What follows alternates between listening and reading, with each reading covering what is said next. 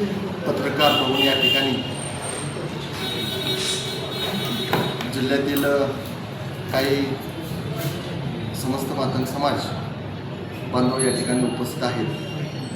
कारण की महाराष्ट्रभर आपण पाहत आहे अनेक जिल्ह्यामध्ये लाखो लोकांचे आंदोलनी मोर्चे निघत आहेत आणि सांगली या जिल्ह्यामध्ये अद्याप अशा पद्धतीनं आंदोलन मोर्चा किंवा मागणी झालेली नाही।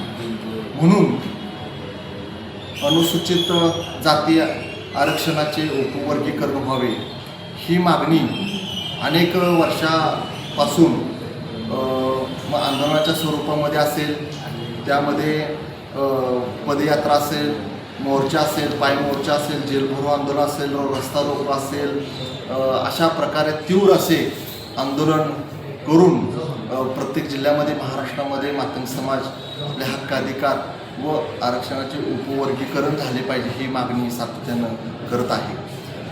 याच अनुषंगाने कारण की तेलंगणा, आंध्र प्रदेश, तामिळनाडू, केरळ, कर्नाटक या 5 राज्यामध्ये अनुसूचित जाती आरक्षणाचे उपवर्गीकरण झालेलं आहे आणि खऱ्या अर्थानं त्या ठिकाणी त्या मातंग समाजाला त्या ठिकाणी त्या राज्यामध्ये न्याय, हक्क, अधिकार स्वतंत्र मिळत आहे।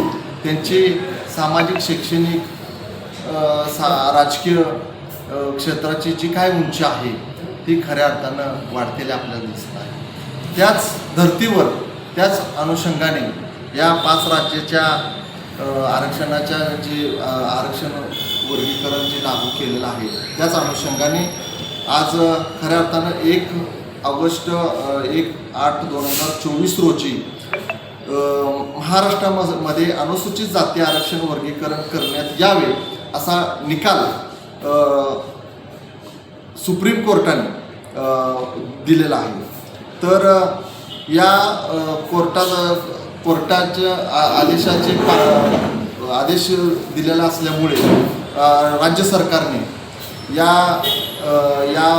वर्गीकरणासाठी त्रिसदस्यीय समिती नेमली आणि या समितीला अहवाल देण्याचे न्यायमूर्ती अनंत बंदर यांच्या अध्यक्षतेखाली त्रिसदस्यीय समिती स्थापन करून राज्यातील अनुसूचित जाती आरक्षण उपवर्गीकरणाबाबत अहवाल तयार करून राज्य सरकारकडे या समितीने अहवाल दिलेला आहे व या अहवालाची व या निकालाची अंमलबजावणी व्हावी, सरकारने याची दखल घ्यावी म्हणून आम्ही दिनांक 1 ऑगस्ट 9/8/2026 रोजी रविवार येतोय, त्या दिवशी सांगली या ठिकाणी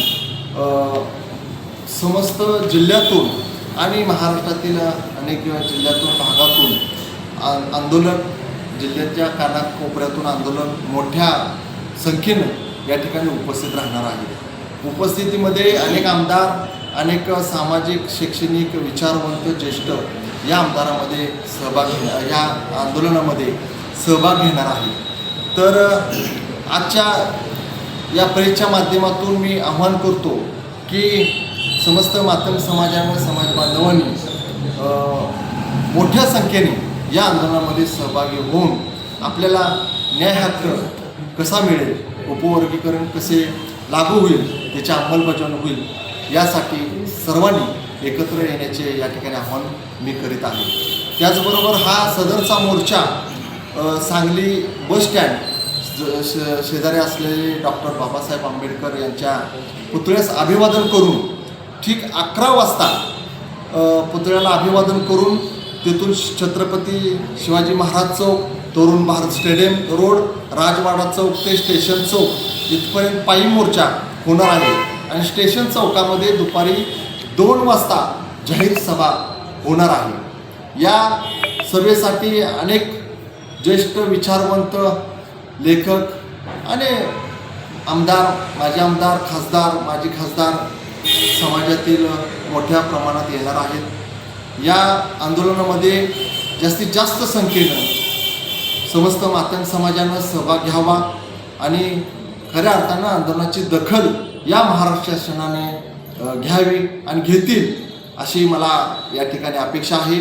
आणि ह्या आंदोलनामध्ये खऱ्या अर्थानं 25 ते 30 हजार लोक उपस्थित राहतील असा अंदाज आम्हाला या ठिकाणी आलेला आहे. आपल्या माध्यमातून हे आंदोलन यशस्वी होईल असं मला आपल्याला सांगायचं आहे.